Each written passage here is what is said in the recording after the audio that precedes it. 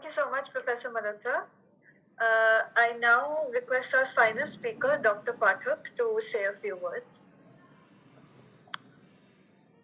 Yeah, am I audible? Yes, sir, we can hear you. Yeah, so thanks a lot to Mr. Verma for having invited me here. And of course, Primus has come out with a very good book on Punjab. And I really enjoyed reading the book. And regarding the book, first of all, what are the core takeaways from the book? That's the first point. So, first of all, as Professor Tuteja himself said, he set upon the task of trying to explore the emergence of Hindu consciousness in Punjab since the 19th century. And he makes a very valid point that communities were very fuzzy even till the late 19th century. In fact, maybe even after that. There has been work by Harjot Oberoi on the Sikhs particularly, the construction of religious boundaries that makes the point very well. And of course, the fuzziness may not be just related to Punjab alone, because 19th century being the time when modernity came to India in various forms, also became the century in which things got organized and concretized. And that organization and concretization was set to influence any entity. So, of course, 19th century is the century of isms, ISMS, and that concretization, and of course, many of the colonial policies like the colonial census that enumerated people on grounds of religion. So, all these were bound to create more structured religious communities. And of course, as Professor Tuteja has said, and Gyan Pandey had brought out about this colonial discourse on India, where India became the other of the West in the sense of religion being the moving force of Indian history. So those arguments have all been made. Now the next thing that Professor Tuteja does is that this Hindu consciousness, and he's generally referring here to two aspects: Hindu consciousness vis-a-vis the other communities that were also organizing at the same time, particularly Muslims, at times Sikhs, and of course the interface of this emerging Hindu community or Hindu consciousness with nationalism, which was also emerging at the same time. So these are the core issues that he's referring to. And here, and this is also an argument that, the kernel of this argument I had read 20 years back in a very interesting paper that Professor Tuteja had written. And he had made this distinction between communitarian nationalism and communalism at that point of time. And this time, in this book, he goes into detail on nationalist communitarians and makes a distinction with the people he calls communalists. Now, nationalist communitarians, according to him, were people who believed there was no contradiction between serving the religious community that they belonged to and serving the nation. And this is also an argument that Gyan Pandey has made regarding late 19th century up to the 1920s in his work, The Construction of Communalism in Colonial North India. So here, Professor Tuteja is, as he said, is breaking to an extent with a binary that was very fashionable up to the 1970s in India, maybe even up to the 80s. I think it was only the 1990s that the binary was challenged through some works. And the binary was the nationalist communalist binary, which basically argued that, the nationalists were secular and anti-imperialist, and the communalists were pro-imperialist or collaborators, and they had an internal other. For Muslim communalists, that was the Hindu. For Hindu communalists, those were the Muslims. So he breaks partially with the binary because he sees a gray area, which he himself said. And that gray area, basically the problem with the original binary of the 1970s, which was very fashionable at one point of time, was that it could not account for people like Lajpat Rai and Madan Mohan Malviya, and maybe a few others. If I take it forward, it would be perhaps Purushottam Das Tandon, or even later after independence, if I talk about, say, people like Sampurnanand, D.P. Mishra. So that binary did not fully, because the binary sees things in black and white, and these were instances of people whose politics has shades of gray. They are trying to be both Hindu and nationalist, and they are trying to do it consciously. So here he does, I must say, in fact, the strength of the book that I must say I saw was the way he has written about Lajpat Rai in detail. And I would want to commend him for that, because I haven't read in any book such a detailed narrative around the politics of Lajpat Rai. And why this is very important is also that, unfortunately, there have been historians in the past who have not given Lajpat Rai his due. Because I also did primary research on Lajpat Rai for my book, which I wrote for Primus, and there was a chapter on Lajpat Rai. And I realized in the course of the primary research that Lajpat Rai came across as a very sensible person. And repeatedly throughout his life, he made a very strong point that I am in the Hindu Mahasabha only on questions relating to Hindu community, and where there might be differences with any organization that claims to represent Muslims, like the Muslim League. And he would tell the Hindu Mahasabha in all his addresses that your work is limited to this. The question of the nation or the policy vis-a-vis the nation, the question of anti-colonialism, how the nation fares as such, is something that has to be left to the Congress. The Hindu Mahasabha cannot intrude on that. And that is a position that he takes all through his life. And unfortunately, Professor Tuteja also refers to a scholar in that. I also read Professor Aisha Jalal, and it's very unfortunate that there's a series of articles written by Lajpat Rai on the Hindu-Muslim problem around 1925, and there have been scholars who have misinterpreted and said that those articles show that he was committed to communalism or Hindu nationalism. The fact is that misquoting has gone on there, because Lajpat Rai said he said in frustration in that article that if we cannot reconcile Hindus and Muslims over the question of separate electorates, communal representation, and the kind of Muslim representation that is being demanded, then it is better to divide Punjab into Hindu majority and Muslim majority provinces. This has been quoted and taken as evidence that he was a communalist. But the fact is that the very next line has not been quoted, which thankfully Professor Tuteja has italicized, and that is, let it be remembered that this is not a united India. This is a division of India between a Hindu India and a Muslim India.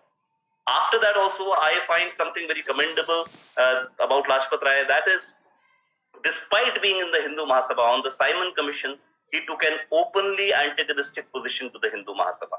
And also vis-a-vis Bhai Parmanand, which actually destroyed their relationship forever. And of course, soon after, Lala Lajpat Rai was martyred in that lathi charge. And in a public speech that the Tribune had reported, Lajpat Rai also said that there is no fixity in the demands of this section of the Hindu Mahasabha represented by Bhai Parmanand. And when there is no fixity in the demand, no reconciliation can happen. So I must commend Professor Tuteja on the way he has, in a way, explained to the readers what the politics of Lala Lajpat Rai was. Now, one more thing that I would like to say is the kind of, what are the conceptual differences that I may have with Professor Tuteja, and I think he already knows it because he's also gone through my work. The thing is, Professor Tuteja, I noticed that at some places he puts Hindu nationalism within quotes. In some other places, Hindu nationalism is without quotes. In some places, he's using the word communalism, and in some other places, he's using the word Hindu chauvinism. So when he discusses the line that is represented by Bhai Parmanand in Punjab, which is very close to Savarkarite line, he, my only point is, let me put it this way. My understanding of the interface between communities and nationalism in India is somewhat different, which is also published. And according to me, nationalism in India was a contested space. The only thing that was being agreed upon by the people who saw themselves as Indian nationalists, or even see themselves now as Indian nationalists, was the geographical territory of the nation. But if that territory is fixed, what would nationalism imply? I will use that cliche that we often use, the idea of India.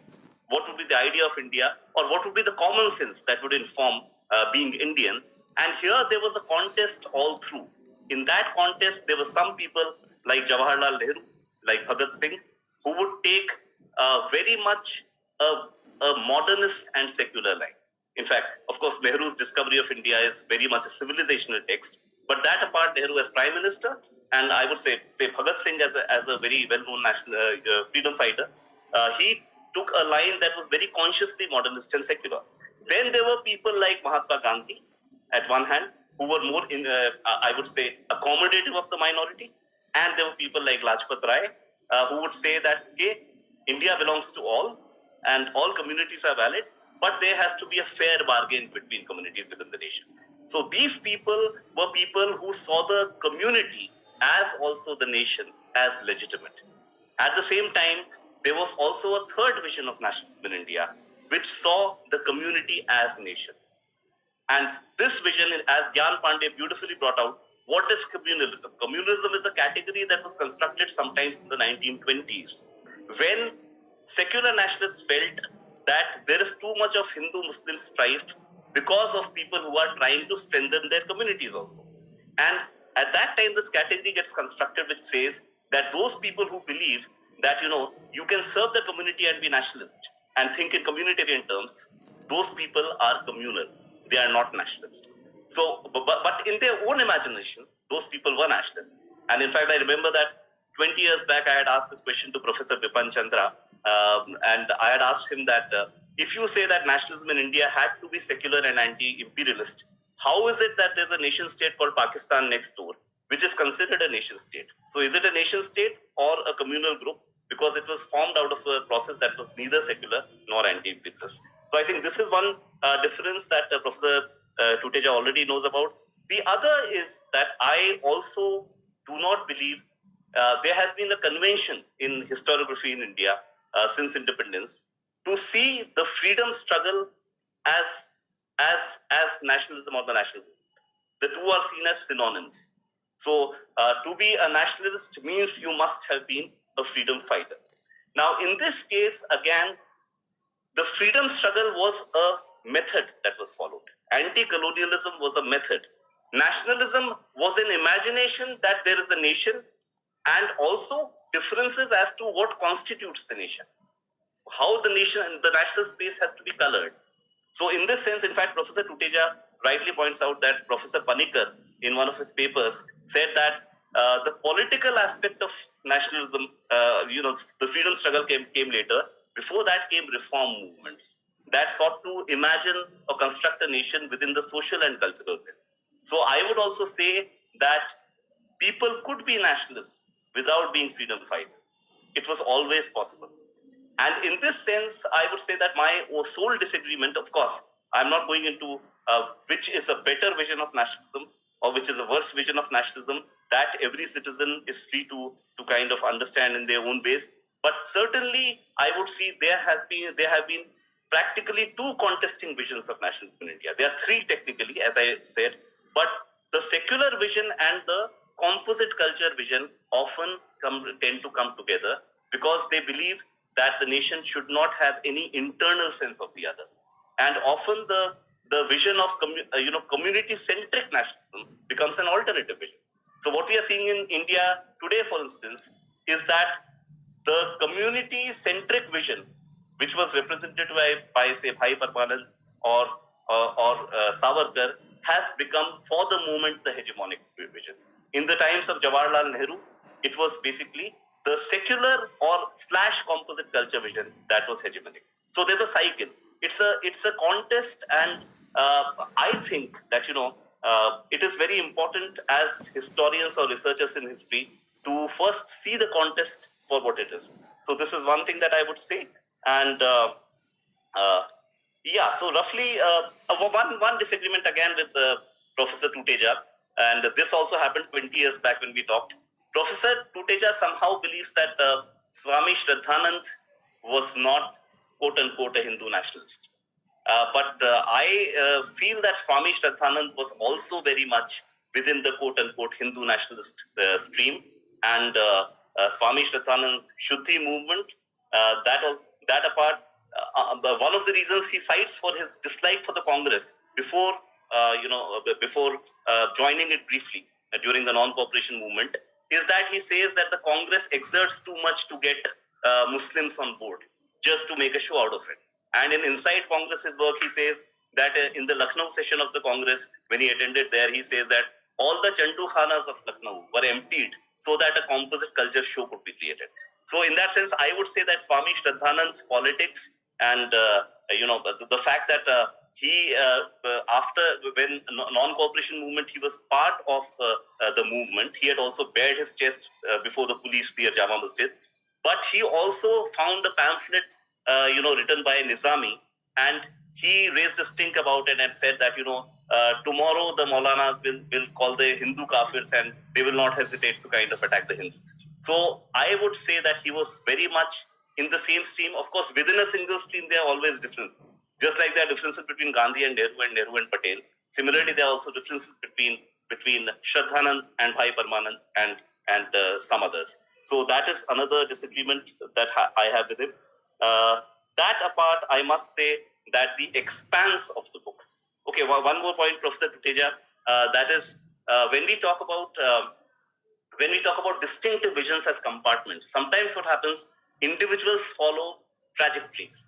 And here I would bring it to the notice of everyone that Bhai Parmanand, for instance, 1907, a pamphlet was recovered by the British police from where he was staying, Kensington Garden. And in that he had written a scheme for the division of Punjab between a Hindu Punjab and a Muslim Punjab. So that was also something that is historically documented. But the same Bhai Parmanand, when the Roberts Satyagraha happens and non-cooperation starts, in fact, he comes out of the cellular jail in Andamans. He was sentenced to death in the Ghadar conspiracy, and C.F. Andrews was the one who actually managed to get his sentence commuted. 1921, he comes out. What does Bhai Parmanand do first? He gets impressed by Gandhi. And he gets impressed by Gandhi, plunges himself into the movement. How does he do it? When the Lahore National College was formed, Bhai Parmanand, taught as the history teacher there without taking a single paisa of remuneration. And if my memory serves me right, he was also Bhagat Singh's history teacher. Now, after this, what happens is that he suddenly, when 1923 onwards, in fact, just after Kohat riots, he suddenly takes another very, I would say, a very steep right turn. And then he starts saying that, the Muslims are like this, the Muslims can never live with the Hindus. He goes to the extent of saying that the only way for union in India is for Muslims to be entirely assimilated into Hinduism. So Bhai Parmanand also has his trajectories, but from 1922 or 23 onwards, he takes a very steep right turn. And so I think these trajectories also have to be looked at in detail. Finally, I would say what impressed me most about the book was the expanse. Of course, as a panelist, going through it cover to cover was a very difficult task because it's really expansive. But I must say that when it comes to political Hinduism in Punjab, I think this is a volume that is very, very informative and detailed. And I would repeat again, in terms of anyone wanting to know more about Lala Lajpat Rai, I think this is the book that anyone must read. Thank you so much.